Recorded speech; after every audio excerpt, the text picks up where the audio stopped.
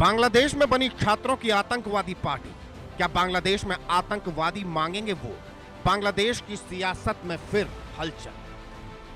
बांग्लादेश की राजनीति में लगातार हलचल मस्ती दिख रही है। पिछले साल अगस्त में सबसे पहले शेख हसीना सरकार का तख्ता पलट हुआ। शेख हसीना की पार्टी अवामी लीग पर चौतरफा हमला किया गया। कई जगहों पर पार्टी दफ्तरों में तोड़फोड़ भी हुई। छात्र आंदोलनों के दम पर छात्रों ने आतंकवादी जैसी गतिविधियां फैलाई। पूरे देश में अराजकता फैल गई। अल्पसंख्यक हिंदुओं का कत्लेआम हुआ। जल्द ही मोहम्मद यूनुस के नेतृत्व में अंतरिम सरकार बनी। इस सरकार के सलाहकार बने छात्र आंदोलन के अगुवा नाहिद इस्लाम। लेकिन नाहिद इस्लाम का जल्दी ही सरकार से मोहभंग हुआ और 25 फरवरी को इन्होंने सरकार से इस्तीफा दे दिया। नाहिद ने बनाई नेशनल सिटीजन पार्टी। नाहिद इस्लाम ने 28 फरवरी को नेशनल सिटीजन पार्टी नाम से देश में नई राजनीतिक पार्टी का गठन कर लिया। जाहिर है इस पार्टी के सहारे बड़ी राजनीतिक महत्वाकांक्षा पाल रहे हैं। बांग्लादेश की सियासत में आतंकवादी कौन? भारत में रह रही शेख हसीना के बेटे साजिद वाजेद जॉय का इस नई पार्टी के लिए चौंकाने वाला बयान सामने आया है। साजिद वाजेद जॉय ने नई पार्टियों के नेताओं को आतंकवादी कहा और उनकी तुलना जनरल जिया से की, जिन्होंने बांग्लादेश नेशनल पार्टी बनाई थी। अवामी लीग के दूसरे नेताओं ने भी इस पार्टी की आलोचना की है। साजिद वाजेद जॉय के बयान से तो एक बात साफ है कि बांग्लादेश में अवामी लीग मुख्यधारा की राजनीति से हटना नहीं चाहती है और अपने बयानों से जनता को साफ संदेश देना चाहती है कि बांग्लादेश के हित के लिए कोई पार्टी सक्षम है तो वो शेख हसीना की पार्टी अवामी लीग ही है। साजिद वाजेद जॉय ने बीएनपी पर भी निशाना साधा। जॉय का बयान क्या है ये आप जान लीजिए। जॉय ने अपने बयान में कहा, आतंकवादी छात्रों ने अपनी खुद की राजनीतिक पार्टी शुरू कर दी है। वे सब कुछ कर रहे हैं जो फांसीवादी नेताओं ने पहले किया है। हिंसा के माध्यम से सत्ता हथियाना, विपक्ष को मारना, फिर एक राजनीतिक पार्टी बनाना और सत्ता में बने रहने के लिए चुनाव में धांधली करना। जनरल जिया ने ऐसा किया और बीएनपी बनाई। जनरल इरशाद ने ऐसा किया और जातीय पार्टी बनाई। अब इन आतंकवादियों ने एनसीपी बनाई है। अगला कदम धांधली वाला चुनाव करवाना है। बांग्लादेश में दिसंबर में चुनाव हो सकते हैं और मुख्य वजह है कि एक दूसरे पर आरोप प्रत्यारोप कर सभी जनता को अपना हितैषी बताना चाहते हैं। चुनाव सामने देख नाहिद इस्लाम की सोच भी यही है। नाहिद इस्लाम ने इस्तीफा के वक्त कहा था कि बांग्लादेश को नई ताकत की जरूरत है। नई पार्टी के सहारे अब वो इस ताकत को दिनों दिन मजबूत करने की कोशिश करेंगे और यूनुस पर भी निशाना साधने में कोई कोर कसर नहीं छोड़ेंगे। शेख हसीना के बेटे साजिद जॉय ने नाहिद को इमाम की उपाधि दी। उन्होंने कहा कि हम हमेशा से कहते रहे हैं कि वे कट्टरपंथी हैं। जॉय ने आगे कहा, इन आतंकवादियों ने पुलिस और अवामी लीग के खिलाफ हिंसा का खुलेआम आह्वान किया है और सैकड़ों लोगों को मार डाला। जॉय के बयान में इशारा क्या है? जॉय के बयान से साफ संकेत मिलता है कि अवामी लीग के वरिष्ठ नेता छिपकर भी बांग्लादेश में राजनीतिक स्थान छोड़ने को तैयार नहीं है। जॉय छात्रों की पार्टी को चरमपंथी और फांसीवादी करार देकर इन पर अवामी लीग आंदोलन को अवैध ठहराने की कोशिश करने का आरोप लगा रहे हैं।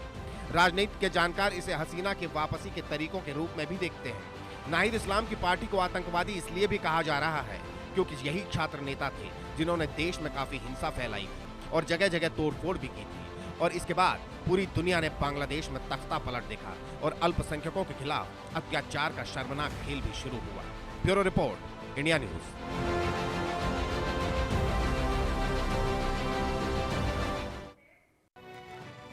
तो आज देश का सवाल में सवाल ये कि क्या एनसीपी को, नेशनल सिटीजन पार्टी को आतंकवादी पार्टी कहना सही है? क्या अवामी लीग के खिलाफ बड़ी साजिश है? क्या जॉय अपनी राजनीति की तलाश कर रहे हैं? और क्या वाकई बांग्लादेश में चुनाव करवाना बड़ी चुनौती है? आज इन्हीं सवालों पर सबसे बड़ी बहस और बड़ा पैनल हमारे साथ जुड़ेगा। तमाम पैनलिस्ट जुड़ेंगे, लेकिन उससे पहले जरा आपको समझाते हैं एनसीपी को आतंक से जोड़ने के पीछे आखिर तर्क क्या है, इसे जरा समझिए। और ये बहुत तर्क साधारण सा है, बहुत स्पष्ट है कि आखिर क्यों आतंकियों से नाहिद इस्लाम की पार्टी को जोड़ा जा रहा है। यह समझिए, छात्रों का देश भर में हिंसक आंदोलन हुआ।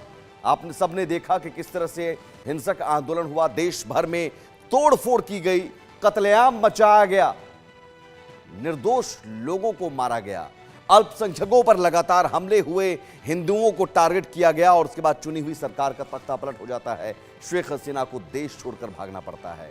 यही वजह है कि इसे आतंक से जोड़कर देखा जा रहा है। वो कोई छात्र आंदोलन नहीं था। साजिद वाजेद जॉय जिन्होंने सवाल उठाया है नाहिद इस्लाम की पार्टी पर। बांग्लादेश अवामी लीग के सदस्य हैं, पूर्व पीएम शेख हसीना के बेटे हैं और बांग्लादेश अवामी लीग पार्टी के सदस्य हैं। शेख हसीना सरकार में सलाहकार भी रह चुके हैं।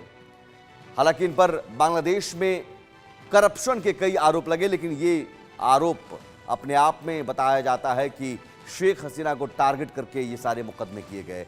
बांग्लादेश की सियासत पर बयान देते रहते हैं और तख्ता पलट के बाद कई सारे तीखे बयान सामने आए। ये साजिब वाजिद जॉय, जिन्होंने नाहिद इस्लाम की पार्टी को सीधे सीधे कहा कि यह आतंकवादी पार्टी है, आतंक की पार्टी है, आतंकवादियों की पार्टी है। इससे पहले भी जॉय अपने बयानों से सुर्खियों में रहे हैं।